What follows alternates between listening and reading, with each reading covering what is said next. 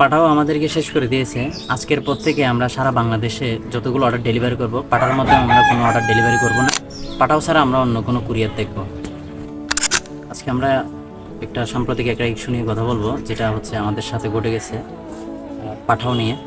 তো আমরা হচ্ছে বেশ কিছুদিন আগে, এটা আজকে থেকে প্রায় 10 দিন আগে আমরা কিছু ডিম পাঠাইছিলাম টাঙ্গাইলে। এটা আপনাদেরকে হচ্ছে আমরা পোস্টের মাধ্যমে জানাই দিছি, টাঙ্গাইলের উদ্দেশ্যে কিছু ডিম যাচ্ছে।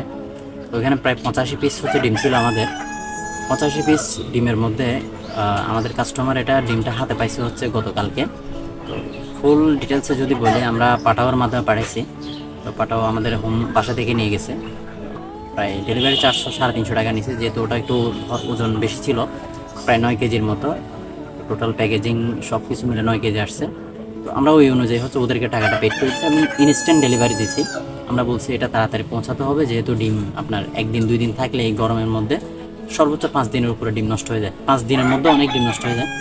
তো এই কারণে আমরা তাড়াতাড়ি পাঠানোর জন্য বলছি পাঠাও রাইডারকে এবং হচ্ছে পাঠাওর হেড অফিসে বলছি এটা যত দ্রুত সম্ভব আর্জেন্ট এটা পাঠিয়ে দিবেন। তো এরপর পাঠানোর পরে আমরা দেখতেছি আমাদের কাস্টমারের সাথে যখন যোগাযোগ করতেছি, কাস্টমার বলছে ডিম এখনও পাইনি। 1 দিন যায়, 2 দিন যায়, 3 দিন যায়। এই অর্ডারটা হচ্ছে গতকালকে পাইছে, মানে প্রায় 7 থেকে 8 দিন পরে। তো এরপর হচ্ছে আমরা হেড অফিসে কথা বলছি এটা নিয়ে, যে কথা বলার পর ওনারা বলছে অর্ডারটা তো হচ্ছে নির্দিষ্ট লোকেশনে পৌঁছে গেছে। আপনারা জানেন অর্ডারগুলো ট্র্যাক করা যায়, কোথায় আছে এটা দেখা যায়। তো নির্দিষ্ট লোকেশনে পৌঁছে যাওয়ার পরও হচ্ছে রাইডার এই অর্ডারটা হচ্ছে নেয় নাই। উনি ভারী মনে করে এটা হচ্ছে 2-1 দিন পিছাইছে, অনেক দিন পিছাইছে, আমার মনে হয় প্রায় 3-4 দিনের মতো পিছাইছে।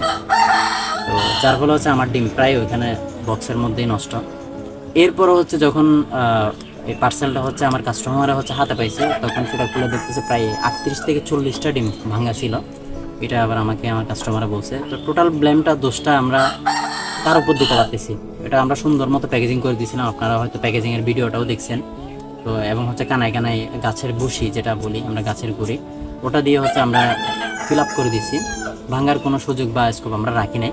তো রাইডাররা এটাকে ভালো মতো গুরুত্ব না দেওয়াতে প্রায় 40টা ডিম, 85টা ডিমের মধ্যে 40টা ডিমই হচ্ছে ভেঙে গেছে।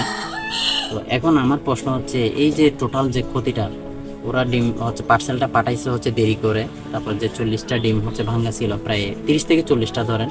আমরা হচ্ছে একটা ডিরেক্ট অথেন্টিক হচ্ছে সোর্সটা নাই। আমি কাস্টমারকে বলছিলাম যে ছবিগুলো পাঠানোর জন্য, যা হোক উনি তো বলছে ডিমগুলো ফেলে দিছে। এবং এগুলো হচ্ছে ছবি তোলার মতো সিচুয়েশন ছিল না, ওগুলো হচ্ছে পানি মানে মিশে গেছে আর কি ভেঙে। তো এই যে টোটাল খরচটা বা টোটাল যে ব্যয়টা, এটা বহন কে করবে? এটা তো আমাদের থেকে বহন করতে হচ্ছে। তো পাঠাও যারা রাইডার আছে, আপনাদেরকে অনুরোধ করব যে আপনারা শুধু কাস্টমারদেরকে, যারা হচ্ছে ছোট উদ্যোক্তা আছে, আপনারা তাদের প্রোডাক্টগুলো নিয়ে হচ্ছে চিনিমিনি খেলেন না। কারণ আপনারা এটার জন্য আপনারা মনে করেন যে ওদের প্রোডাক্ট ওরা নির্দিষ্ট টাইম মতো পাক আর না পাক আমারকে, আমি আমার সুবিধা মতো নিয়ে যাব।